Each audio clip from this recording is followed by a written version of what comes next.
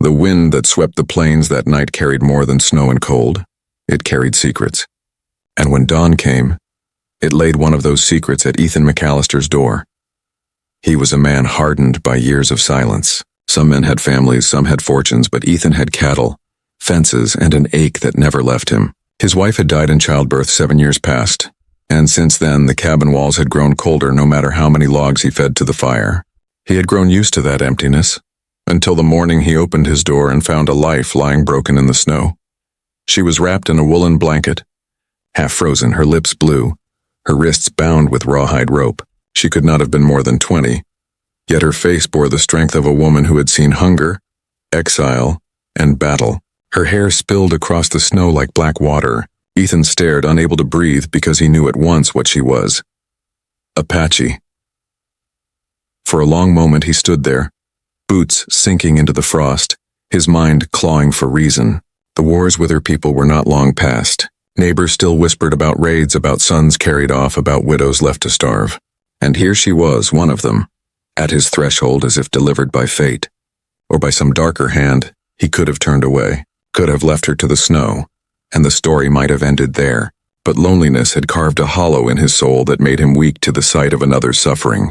He bent, lifted her slight body into his arms, and carried her inside. The fire was low, the cabin dim, but as the flames grew, he studied her more closely. The bruises at her temple, the tight marks at her wrists. Someone had done this to her. Someone had left her here not by chance but by design. The thought chilled him more than the wind. He poured water into a cup and pressed it to her lips. Her eyes fluttered open, and in that instant Ethan felt something strike him like a blow. Her gaze was sharp, defiant even in weakness, and it pinned him where he knelt. This was no helpless waif. This was a woman who had survived fire and storm. She whispered something in her tongue, words he could not understand, but the tone told him enough. Accusation, suspicion, maybe even a curse. Easy, he said, though his voice felt strange in the silence. You're safe here. No one's gonna hurt you. But was that true? Even as he said it, he knew the danger. If the townsfolk discovered her under his roof, they would not see a woman in need. They would see an enemy, a threat. Some might even believe he had taken her for himself. The West was not kind to those who broke its unwritten laws. Yet as the hours passed and the storm raged on, Ethan could not bring himself to turn her away. He fed the fire, tended her wounds, and tried not to think about the way her presence unsettled him. She was everything forbidden, everything that could ruin him, but she was also alive, and for the first time in years so was he. When night fell, she sat by the hearth wrapped in a quilt, silent but watchful. She would not eat the bread he offered, nor drink more than a sip of water. Her pride held her stiff as stone, though her hands trembled with exhaustion. Ethan sat across from her, hat in his lap, torn between the urge to speak and the fear of what silence might mean. Outside, wolves howled in the dark. Inside, another kind of hunger gnawed at him. He told himself she would leave when the storm broke, that she would walk back to her people or vanish into the hills. But in his bones he knew the truth. Whoever had left her at his door had not meant for her to survive, and if word got out she was alive, and under his care, the trouble would not just come from her enemies. It would come from his own neighbors, and still he could not send her away. When he finally rose to bank the fire for the night, she spoke again, voice low and edged like a knife. One word repeated, "Why?" Ethan froze. She had spoken in English this time, though her accent was thick. "Why what?" he asked, his throat dry. "Why keep me?" He opened his mouth, but no answer came. He did not know. Or perhaps he knew too well, that in her eyes he had seen the spark of something his life had been missing. Not comfort, not safety, but fire. And fire, once lit, was near impossible to put out. The storm passed with the dawn, leaving behind a world sealed in white silence. Fences bowed beneath ice. Cattle wandered in confusion, and the sky glowed with that pale, unforgiving light that made every flaw visible. Ethan McAllister stood at the window of his cabin, arms folded, staring out across his land. It looked lifeless. It looked endless.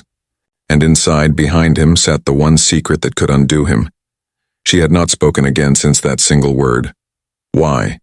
Now she sat by the hearth, her eyes following his every move. She wore no fear in her gaze, only watchfulness, as though she expected betrayal at any moment.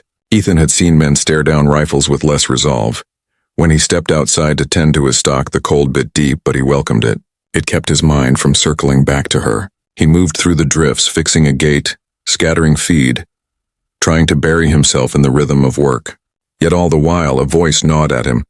Who tied her wrists? Who left her at your door? And why you of all men? By midday, a rider appeared on the horizon. Ethan's heart clenched.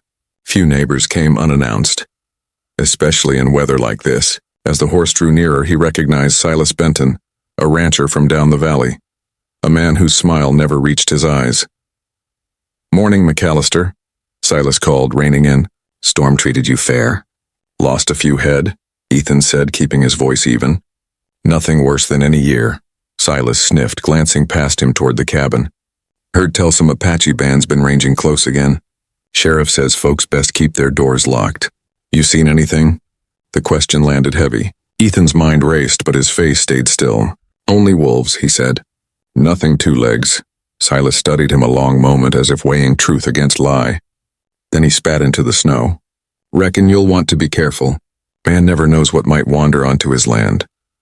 With that, he tugged the reins and rode off, leaving Ethan's gut knotted. When he returned inside, she was still by the fire. Her eyes flicked to his, catching the storm that raged beneath his calm. "They look for me," she said quietly, her English halting but clear enough.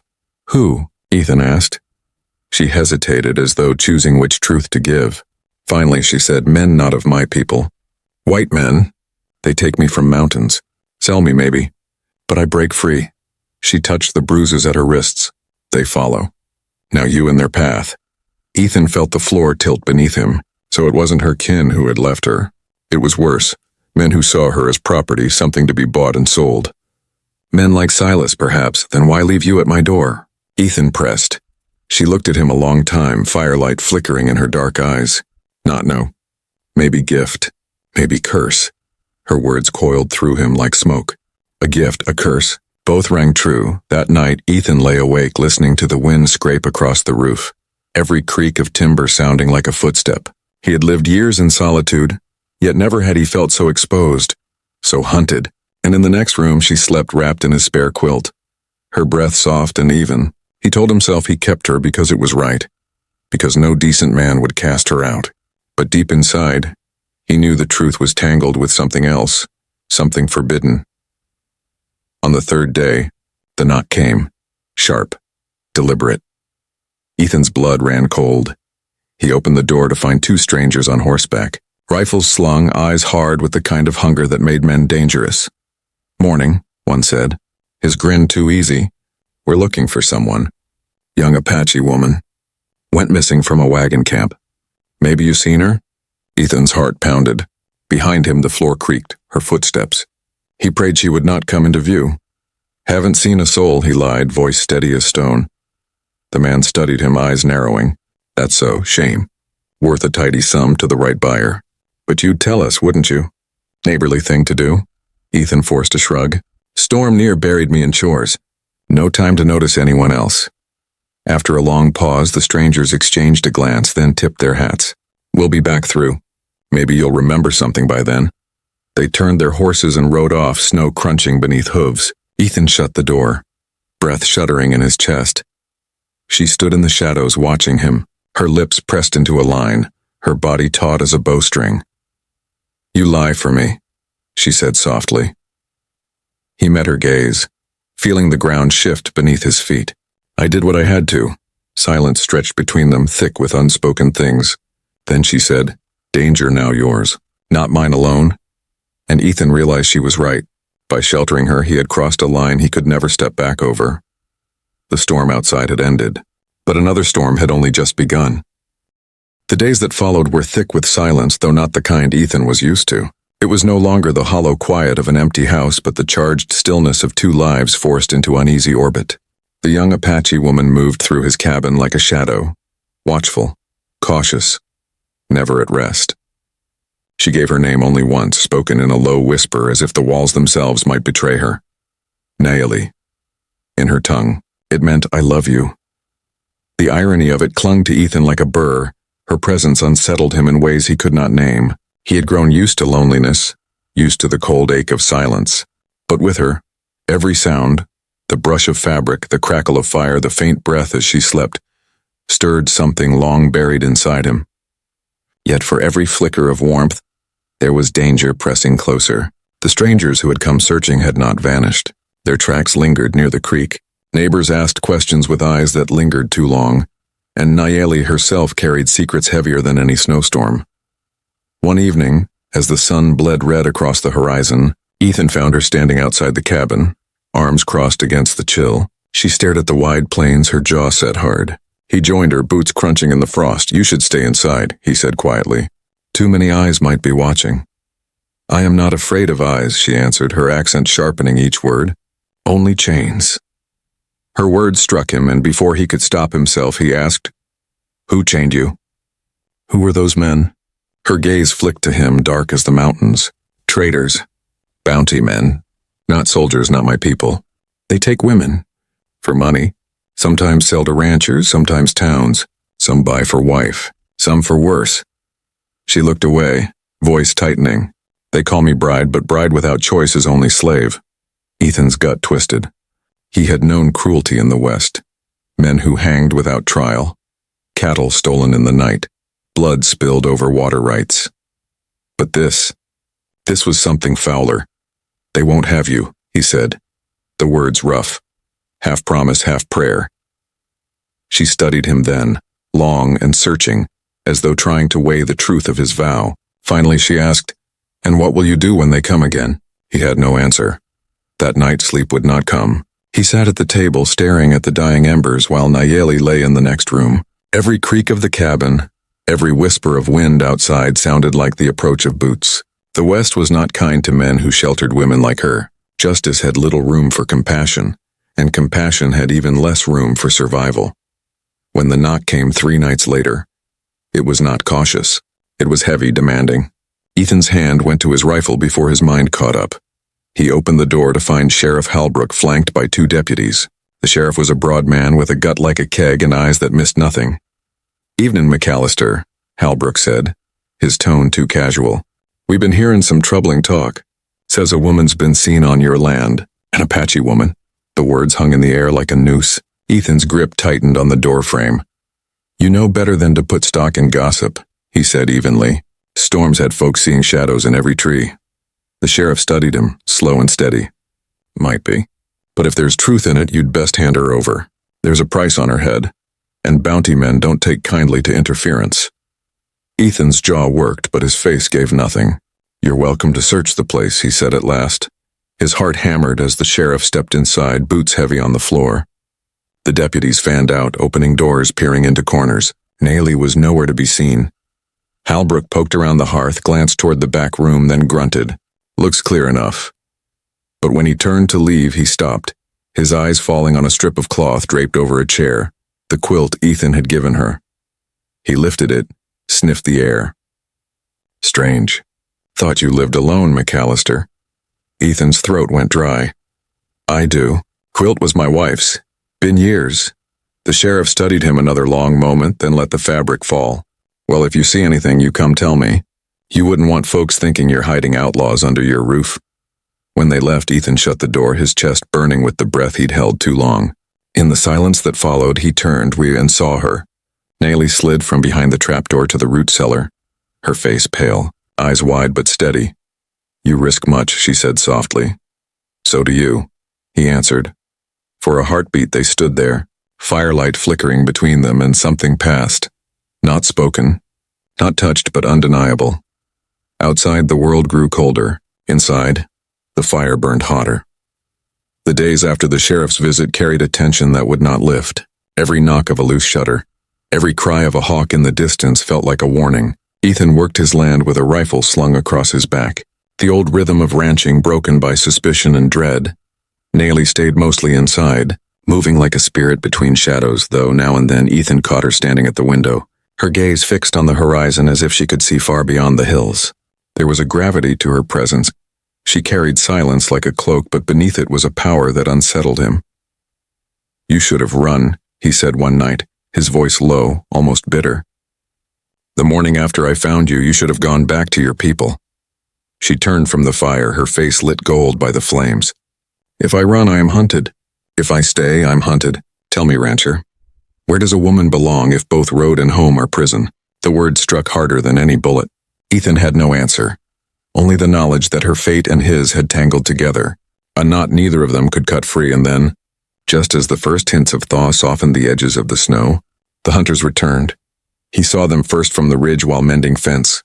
2 riders in dark coats, rifles slung casual across their saddles, eyes that scanned the land as if it were theirs. They rode straight for his cabin, their horses tearing through the frost, and Ethan felt the weight of choice settle like a stone on his chest.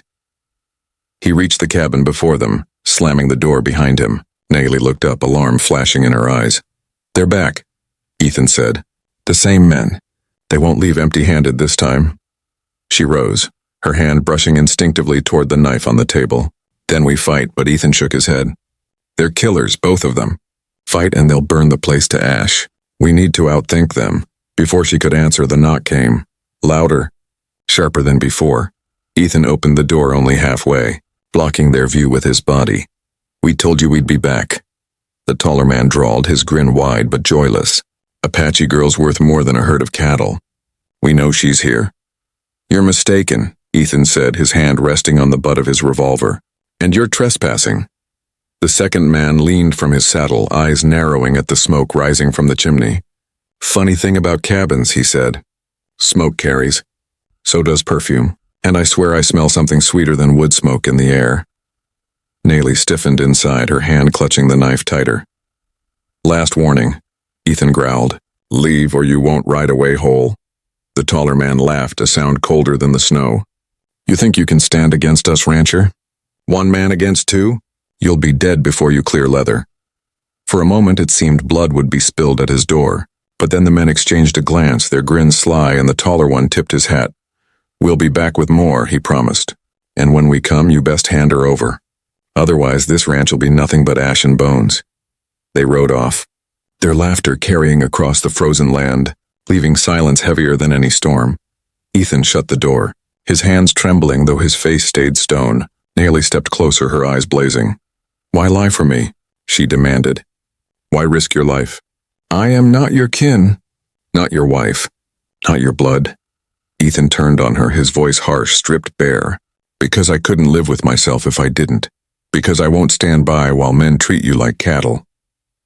Her breath caught, and for the first time her fierceness softened. "You speak as if you know chains," she whispered. He looked away, the firelight throwing shadows across his scarred face. "I know loneliness. It's a chain all its own." The words hung between them, heavy, unbreakable, and though neither moved, something shifted. A thread pulling them closer, a fire smoldering where once there had been only cold. But outside, danger gathered like storm clouds. The bounty hunters would return, and next time they would not come alone. The bounty men did not return the next day, nor the day after. That silence was worse than their threats. It was the silence of wolves circling just out of sight, waiting for weakness. Ethan rose before dawn each morning, tending cattle with his rifle slung over his back, his eyes scanning the ridges for movement. The land that had once felt endless now felt like a trap. Even the wind carried unease, hissing through broken fences like a warning. Nayli sensed it too. She moved restlessly inside the cabin, sharpening her knife, watching from the window, her eyes hard with the memory of chains. Yet at night, when the fire burned low, there were moments when her guard slipped. Sometimes Ethan caught her humming a tune in her tongue, soft as a prayer. Sometimes she asked him about his wife, and he saw in her gaze not only suspicion, but curiosity. Danger had bound them together. Loneliness was pulling them closer. On the 4th night after the bounty men's threat, Ethan sat at the table, oiling his revolver. Nayli was by the hearth, braiding her hair with slow, deliberate hands. The cabin was quiet, too quiet until the horses came. Hooves thundered in the distance, more than 2 this time. Many more. Ethan froze, his heart kicking hard against his ribs. Nayli rose, her braid falling loose as she reached for her knife. Then came the voices outside. Rough laughter, the metallic clatter of rifles. A fist slammed against the cabin door. "Open up, McAllister," a voice barked. "Time's come to hand her over. You got one chance to live through this." Ethan's blood ran cold. There were at least half a dozen out there, maybe more. The cabin walls were thick, but wood could burn and lead could split it wide open. Nayli's eyes locked on his, fierce and unflinching. They want me. Give me and you live. That's not an option, Ethan growled, loading his revolver with shaking hands. I won't sell you to wolves. She stepped closer, her voice low, almost trembling. Why, you owe me nothing. His eyes met hers, raw and burning. Because I can't lose you. Not now. Before she could answer, the door shuddered under a heavy blow. Ethan shoved her toward the cellar hatch. Hide. No matter what happens, don't come out unless you hear my voice. But Nayeli grabbed his wrist, her grip iron. I will not hide while you die for me. There was no time to argue. The door crashed inward, splinters flying. Men poured into the cabin. Rough coats, hard faces, rifles gleaming in the firelight. Ethan fired first, the blast deafening in the small room. One man fell, clutching his chest, but the others surged forward. The cabin erupted into chaos. Gunfire tore through the walls, flames from the hearth catching on splintered wood. Ethan fought like a man possessed, his revolver barking until it clicked empty. He swung it like a club, knocking a rifle aside, then drove his fist into another man's jaw. Nayeli was a storm at his side. Her knife flashed in the firelight, catching one man across the throat before he could raise his weapon. Another lunged for her, but she moved like a wildcat, fierce and unyielding. Still, they were outnumbered. The taller bounty man, the leader, shoved through the fray, his rifle raised. His grin was wide, cruel. Told you, rancher. Should have handed her over. He fired. The shot slammed into Ethan's shoulder, spinning him back against the wall. Pain seared through him, hot and blinding. Nayeli cried out, her knife flying from her grip as another man seized her arms. Hold her, the leader barked. She's worth more alive. As for him, he leveled his rifle again, aiming at Ethan's chest. Time slowed. Ethan's vision swam, his breath ragged. He saw Nayeli struggling, her dark eyes blazing with fury. He saw the fire spreading along the cabin wall, smoke curling into the rafters, and he knew this was the moment. With the last of his strength, Ethan lunged, grabbing the rifle barrel and wrenching it aside. The shot went wide, tearing into the roof. He drove his fist into the man's throat. The impact raw and desperate. The rifle clattered to the floor. Nayeli broke free in that instant, seizing the fallen weapon. With a cry that shook the cabin, she swung the rifle stock into the leader's skull. He dropped, blood pouring, and the others faltered. Smoke filled the room, fire roaring higher. The bounty men cursed, stumbling back toward the door. To hell with this place, one shouted. Let it burn. They fled into the night, dragging their wounded, leaving only flames and silence behind. Ethan staggered, his shoulder bleeding, his strength failing. Nayeli dropped the rifle and caught him as he fell. You fool, she whispered, her voice breaking. You bleed for me. He tried to speak, but the words stuck in his throat. Instead, he reached for her hand, gripping it with the last of his strength. In her eyes, he saw something shift. The hard walls breaking, the fire of defiance mingling with something softer. Outside, the night was alive with fire. Inside, two lives hung on the edge of ruin. And for the first time, Nayeli held him not as a prisoner of fate, but as something more, something forbidden and unstoppable. The cabin burned through the night, flames clawing at the sky, until nothing remained but blackened timbers and the smell of smoke. Ethan and Nayeli watched from the ridge. His arm slung across her shoulders for balance, her hand pressed against his bleeding wound to keep him from falling. Behind them lay nothing but loss. Before them stretched a world waiting to strike again. They'll be back, Ethan rasped, his face pale with pain. Fire won't stop men like that. They'll gather more. They'll come hungry. Nayeli's gaze was fierce, unyielding. Then we do not wait for them. We hunt them first. Her words cut through the night like steel. Ethan stared at her, astonished by the fire in her voice. She was no captive, no helpless waif. She was a warrior born of hardship, a woman who had survived chains and would rather die than wear them again. The decision came not with words, but with the silence that followed. The West did not forgive weakness. If they wanted to live, they had to strike first. By dawn, Ethan had bound his wound tight and saddled his horse.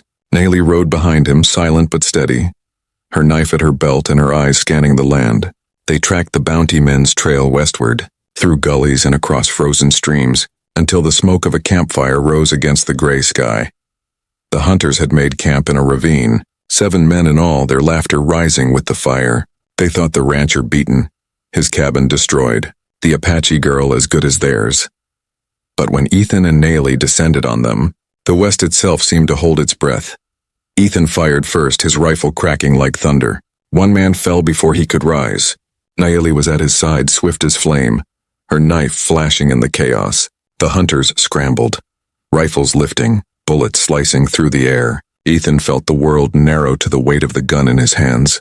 The thunder of hooves as one man tried to mount and flee. The heat of blood running down his side. But Nayeli was the storm. She moved with a fury that stunned even hardened men, her blade carving a path through those who thought her weak. She fought not for vengeance alone, but for freedom, hers and his. The leader, the tall man with the cruel grin, rose from behind the fire with a shotgun. "You should have burned with your house, rancher," he bellowed, the barrel leveled square at Ethan's chest. Ethan's rifle was empty. He raised it anyway, as if daring the man to fire. But before the shot came, Nayeli hurled her knife. It struck true, sinking deep into the man's throat. He dropped without a sound, his grin gone forever. Silence followed. Smoke curled from the dying fire. The hunters lay scattered in the snow, their threat ended. Ethan sank to his knees, breath ragged, his strength failing. Nayeli knelt beside him, her hands pressing against his wound, her eyes burning with something fierce and tender all at once. "You live," she whispered, as if the words themselves could will him to stay. "You must live." He looked at her then, really looked. And in her face he saw not the enemy the world had named her, but the answer to a prayer he had never dared speak. "I don't deserve you," he murmured, voice weak but steady. Her hand tightened over his. "You deserve more than chains." "As do I." They stayed there as the sun rose, its light spilling across the snow, painting the world gold. Behind them, the ashes of the cabin still smoked. Ahead of them lay uncertainty. A town that would not forgive, a frontier that gave no peace. Yet in that moment, bound by blood and fire, they were no longer rancher and captive, no longer two lost souls colliding by chance.